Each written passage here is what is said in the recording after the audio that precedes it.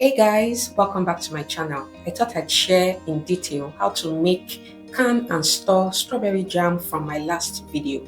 If you are new here, hi, my name is Atinuke, but my friends call me Nukis, and I share lifestyle and homemaking videos. So make sure to subscribe so you don't miss my next upload.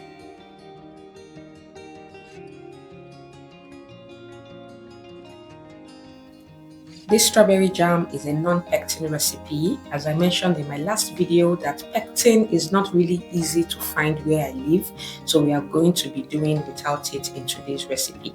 And today's jam is in small quantity, which is perfect for a small family like mine, but feel free to double or even triple the recipe. First things first is to wash the strawberries. I use baking soda and white vinegar to wash under running clean water to make sure that I am getting rid of any sand, since these berries are straight from the farm in Jos.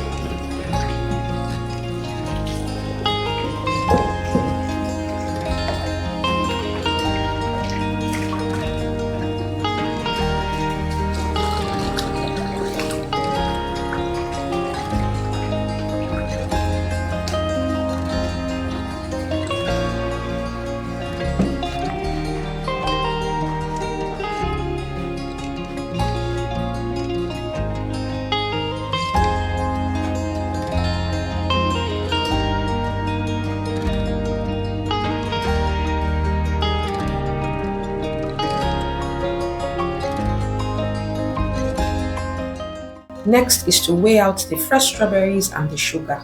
I am using a 2:1 ratio recipe, which is 2 parts strawberries to 1 part white sugar, and I will leave a link to where you can get the recipe over on my blog down in the description below. Typically, when I make strawberry jam, I like to leave my berries whole and simply use a masher to mash the berries during the cooking process. But today, I decided to blend the strawberries. But feel free to do whatever you like.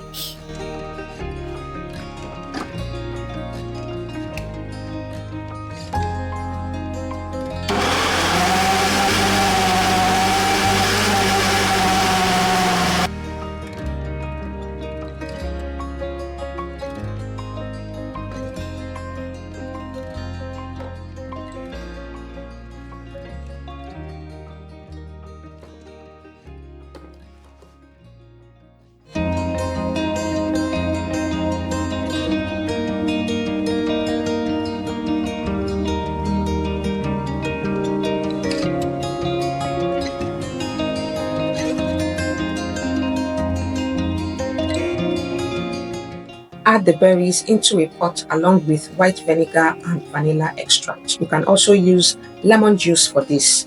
I will leave the recipe in the description. Add the sugar, turn on the heat and stir until the sugar melts. My number one tip when making strawberry jam, or actually any kind of jam, is to always use a very big pot, because when the jam starts boiling, it's going to rise to the top. If you use the small pot, it will boil over and it will make a big mess on your cooker, and the strawberries will go to waste, and we don't want that. Eventually, I had to change this pot because this one wasn't big enough, and luckily for me, nothing spilled. We are going to cook this jam till it reaches 220 degrees Fahrenheit. Cooking it to this temperature will give us that jammy consistency without the pectin.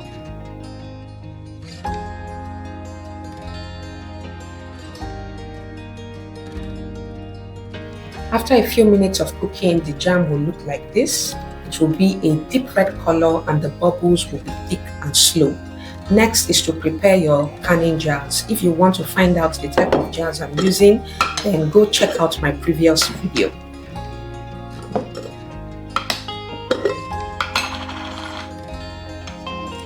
So this jam is taking forever to get to 220 degrees Fahrenheit, and I need to get going because my son Kami will soon wake up, and I just need to have moved on ahead in my tasks this morning. So what I've done is I've done the freezer test. So I put a blob of the strawberry jam on a plate, and then I placed it on the freezer. I placed it in the freezer for a few minutes to see if it will hold its shape, and it's holding its shape. So I'm just going to, it's holding its shape, it's drooping a little bit but very slowly. So I'm just going to call this good and just go ahead to can the strawberry jam. Transfer the jam into the jars. I used a kitchen tissue with white vinegar to clean the rim of the jar, just to make sure that nothing hinders the seal. Cover the jar and boil the jars in boiling water for 10 minutes. We are using boiling water because the jam in the jar is very hot. So the temperature of the water has to be the same as the contents in the jar to avoid breakage of your jars. If by any chance you could not start the canning process immediately and the contents in your jar cools down, then your water will have to be the same temperature as well.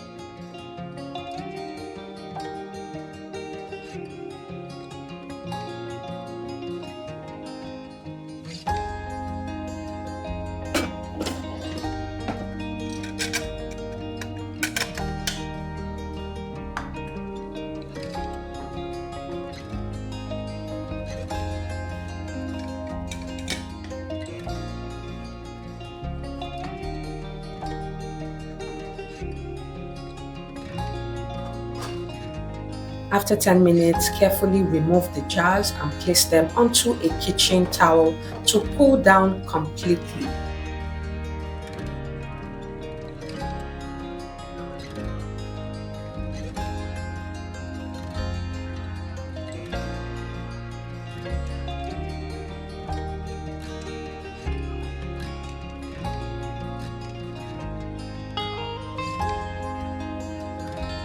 You can also check the lid of the jar to make sure that it seals.